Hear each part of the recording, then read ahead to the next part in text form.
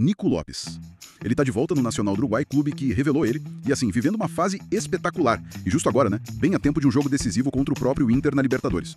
Olha, a gente tá se baseando aqui num artigo recente do GE, que mapeou bem essa reviravolta na carreira dele. A ideia é tentar entender o que tá por trás disso, né, desse renascimento, e por que ele virou essa figura central, a grande esperança lá no Uruguai pra esse jogo. Vamos tentar ir além da notícia. E pra começar, tem um número que, nossa, chama muito a atenção logo de cara. 5 gols nos últimos 5 jogos. Isso já diz muito, né? Vamos analisar isso melhor. Antes dessa fase agora, ele teve uma passagem longa pelo Inter, lá no Beira-Rio.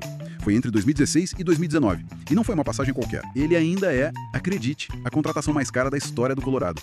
Foram 168 jogos, 40 gols, 17 assistências. Números fortes, mas que talvez não contem tudo, né? Sobre a expectativa da época.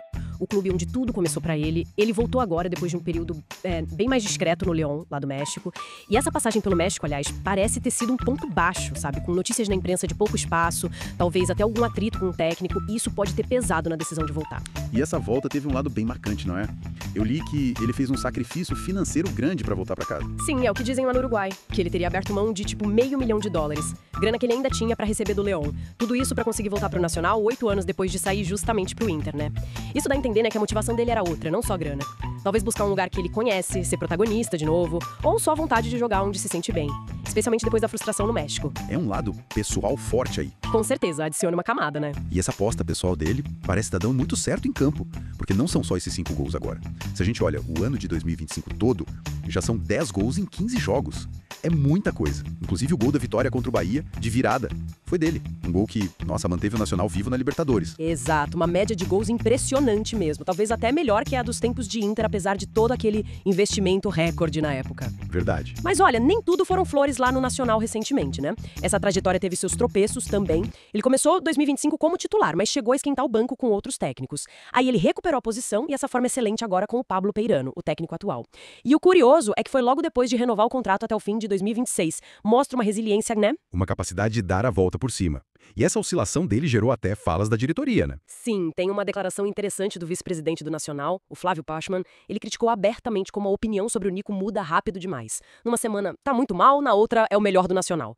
Isso mostra bem a pressão que ele vive lá, né? Talvez diferente da do Inter, por ser o mais caro, mas tão intensa quanto. A expectativa é sempre lá no alto. E colocando tudo isso no contexto da Libertadores agora, como é que fica o cenário para esse reencontro dele com o Inter? Nossa, fica eletrizante, o grupo F tá muito embolado, o Nacional tá só um pontinho atrás do Inter na tabela, uma vitória contra o ex-clube não seria só simbólica pro Nico, colocaria o time uruguaio direto na zona de classificação pras oitavas. E não tem dúvida nenhuma que o El Diente, como chamam ele, é a principal arma deles, a referência técnica, a esperança de gols pra esse jogo crucial.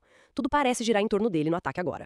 Então, pra gente fechar o cenário, temos o Nico Lopes, um jogador marcado por aquela passagem de altíssimo investimento e expectativa no Inter, reencontrando o time gaúcho num jogo-chave de Libertadores e justamente no auge da forma recente dele pelo Nacional.